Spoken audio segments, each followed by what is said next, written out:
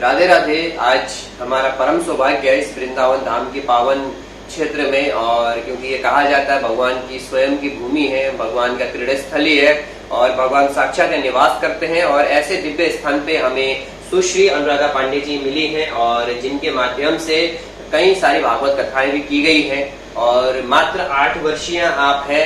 8 वर्ष की उम्र में इन्होंने लगभग 6 कथाएं इन्होंने कर ली हैं और बड़ा सुंदर प्रारूप है। और हमें बड़ा सुंदर ये शिक्षा प्राप्त होती है इनके माध्यम से कि हम इस उम्र में भी बहुत कुछ कर सकते हैं।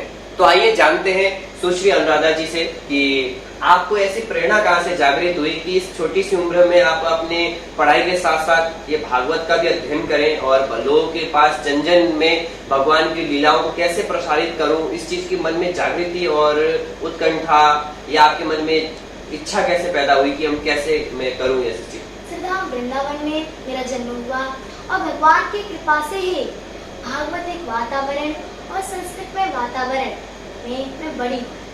तब से मेरे मन में एक प्रेरणा जागृत हुई कि मैं अब संस्कृत का अध्ययन करूं, श्रीमद् भागवत का अध्ययन करूं।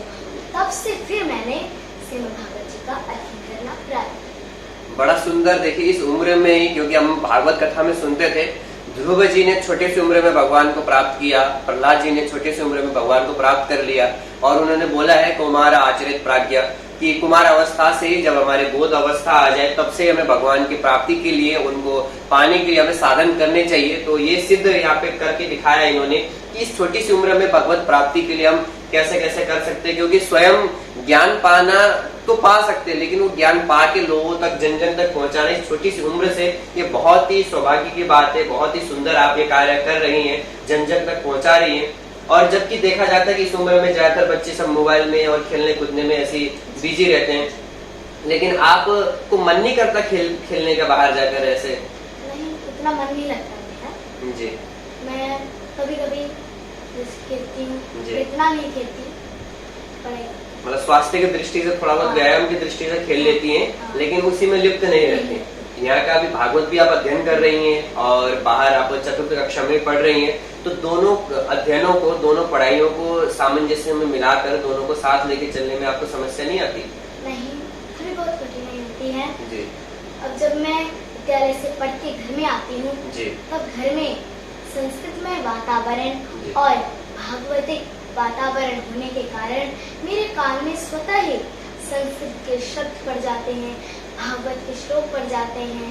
ऐसे तब से फिर जो पढ़ना इतना मुश्किल नहीं है, थोड़ा सा आसानी पड़ जाता है। बहुत सुंदर। देखिए कहा जाता है कि शास्त्रों में कि वातावरण का हमारे जीवन में बहुत बड़ा प्रभाव पड़ता है। उसकी साक्षात हमारे उदाहरण सुश्री अनुराधा पांडे जी हैं कि हम घर में जैसा देखते हैं, जैसा सुनते हैं, प्राय 50% तो हमारे जीवन में आ ही जाता है।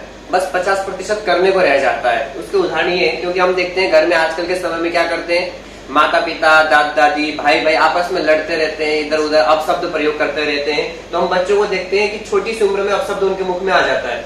उसका प्रभाव केवल वही है कि घर का वातावरण। लेकिन आप कुछ घरों में हम ऐसा देखते हैं कि उनकी दादी माँ या दादा, नाना, नानी आदि बच्चे अच्छे के साथ रहते हैं। तो सुबह सुबह भगवान सूर्य को जल चढ़ाना हो गया, घंटी बजाना हो गया, पूजा करना हो गया, स्वतः वो सीख जाते हैं, सिखाना नहीं पड़ता। तो घर का वातावरण बड़ा हमारे लिए अहम भूमिका निभाता है कि हम कैसे जीवन को आगे बढ़ाएं। तो अगर हमारे घर का वातावरण अच्छा है तो बच्चा वैसे ही कम उम्र में बहुत कुछ कर सकता है, उसको सिखाने की ज्यादा आवश्यकता नहीं पड़ती है। तो आप मोबाइल वगैरह भी चलाती हैं? नहीं, फेसबुक यूट्यूब आदि नहीं चलाती? मन नहीं करता आपका? अच्छा, गेम वगैरह आप गेम भी नहीं खेलती हैं? आप देख सकते हैं कि मोबाइल हमारे जीवन का एक अहम भूमिका निभाता है, लेकिन उसको भी समय देकर होता है। इस 8 वर्ष की उम्र में मोबाइल की हमारे जीवन में कोई आवश्यकता नहीं है। जब आवश्यकता पड़ती है तो काम भी कर सकते हैं, किंतु अन्य मोबाइल में ऐसे सांसारिक विषय नहीं देखती हूँ, कथा वगैरह, इन चीजों को देख सकते हैं। वही मोबाइल है जो हमें नीचे भी गिराता है और वही मोबाइल हमें ऊपर भी उठाता है। बड़ा सुंदर आपने बताया कि जो चीज है काम की वही देखें, अन्यथा हम करते क्या, एक सर्वे भी है, कोई व्यक्ति एक वीडियो देखने के लिए जाता है तो कई सारी वीडियो को देख के ही वापस आता है। 7-14 वीडियो के एवरेज है वो देख के वो वापस लौटता है और जाता है एक विषय को वीडियो को देखने के लिए, लेकिन अन्य अन्य विषयों में प्रवेश कर जाता है। लेकिन हमें प्रयास ये करना चाहिए, चीज हमारे पास है, आग वही है, खाना भी पका सकती है और घर भी जला सकती है। बस उपयोग हमें करना आना चाहिए। तो बड़ा सुंदर आप कर रही हैं।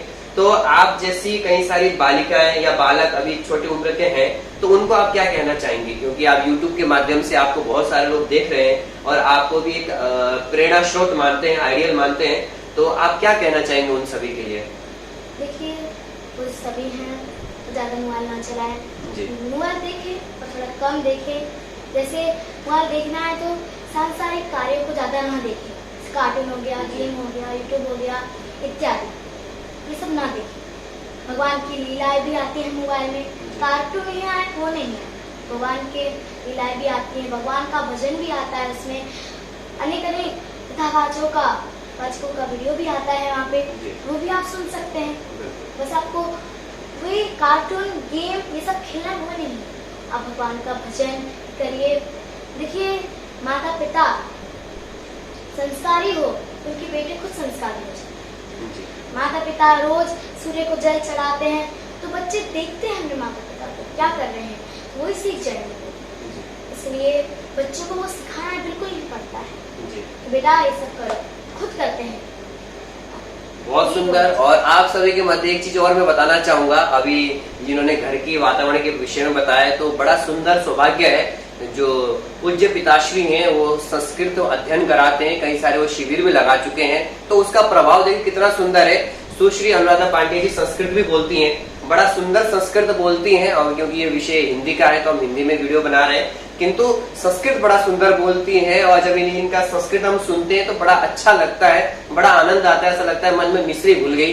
तो बड़ा सुंदर, इस इतना वातावरण का प्रभाव रहता है। और पिताश्री प्राय वो अन्य भाषाओं को बोलते ही नहीं है, वो संस्कृत में ही बात करते हैं, और माताश्री भी प्राय सब संस्कृत में ही बोलती हैं। तो इसका प्रभाव ये है कि बचपन से आपको विशेष प्रयत्न नहीं करना पड़ा होगा संस्कृत के लिए, स्वतः आपको आ गया। जैसे हिंदी आदि भाषा हमारे लिए स्वतः आ जाता है, उसी प्रकार से आप संस्कृत भी स्वतः बोलती हैं। हाँ, सुनते सुनते खुद ही आ गया। तो एक आध विषय आप कुछ संस्कृत में बोलना चाहेंगे कुछ लोग के माध्यम से दर्शकों के लिए?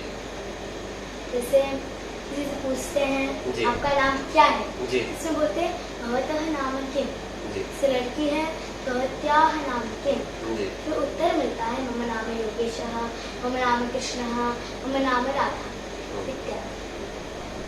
और जब पूछते हैं आप ठीक हो, नमस्ते। देखिए बड़ा सुंदर है, क्योंकि हमारे एक भाषा ऐसा है संस्कृत भाषा, जो आप किसी भी देश में जाइए, किसी भी प्रांत में जाइए, किसी भी क्षेत्र में जाइए, वो हमेशा एक ही रहता है। हिंदी अलग अलग जगह की अलग अलग हो सकती है। आप उत्तर प्रदेश में आएंगे, मध्य प्रदेश में, उत्तराखंड में, आदि आदि स्थानों में आप जाएंगे तो हिंदी भाषा भी अलग है। और इंग्लिश भाषा की बात करें, वो भी अलग अलग क्षेत्रों में जाएंगे, अलग अलग देशों में जाएंगे, वहां पे भी अलग है। किसी भी भाषा को आप देखिए एक जैसा हर जगह नहीं है, किंतु संस्कृत भाषा एक ऐसी भाषा है जो सभी क्षेत्रों में, सभी प्रांतों में, सभी देशों में एक ही है। और हमारी देववाणी है, देव भाषा है, और हमारे ग्रंथ भी संस्कृत में लिखे गए हैं। तो हर बच्चे को संस्कृत पढ़ना चाहिए। हाँ, जबकि हम देखते हैं प्राय 6ठी, 7वीं और 8वीं, है ना, इन सभी कक्षाओं में संस्कृत दी गई है, लेकिन संस्कृत को सब केवल हम वैकल्पिक मानते हैं, है ना, वैकल्पिक विषय मानते हैं, ऑप्शनल विषय मानते हैं, और सोचते हैं कि बस पास हो जाए छोड़ दें, लेकिन अध्ययन नहीं करना चाहते। तो आपने संस्कृत भाषा को जब आपने सीखा, अनुभव किया, तो उससे आपको कैसा होता है? गर्व महसूस होता है या क्या सीख लिया भाषा, ऐसा लगता है? अच्छा लगता है, गर्व होता है कि हाँ हमने संस्कृत सीखी है, देव भाषा सीखी है। तो जब संस्कृत बोलते हैं तब आपको ज्यादा आनंद आता है, अन्य भाषाओं में ज्यादा आनंद आता है? संस्कृत बोलने में ज्यादा आनंद आता है। बड़ा सुंदर। देखिए आप इस उम्र से संस्कृत भाषा में भी आप लग सकते हैं और भगवान की भक्ति में लग सकते हैं। 8 वर्ष की बालिका है ये, और 8 वर्ष में इन्होंने प्राय 6 कथाएं कर दी हैं। और आप इनका जो YouTube चैनल है अनुराधा जी वृंदावन नाम से YouTube चैनल है, आप अवश्य उनका चैनल विजिट करें, और मैं आपको डिस्क्रिप्शन में लिंक भी दे दूंगा, तो उसमें जाकर भी आप विजिट कर सकते हैं। और आप पूरी वीडियो को देखें, सुने कि इस उम्र में कि हम कैसे भगवान का प्रचार कर सकते हैं, इस उम्र से भगवान की उस भक्ति में कैसे हम लग सकते हैं, ये सब कुछ हमें आपसे सीखने को प्राप्त हुआ। देखते हैं भगवान का पुनः आशीर्वाद कृपा हुआ तो पुनः आपसे मिलन होगा। अभी के लिए राधे राधे।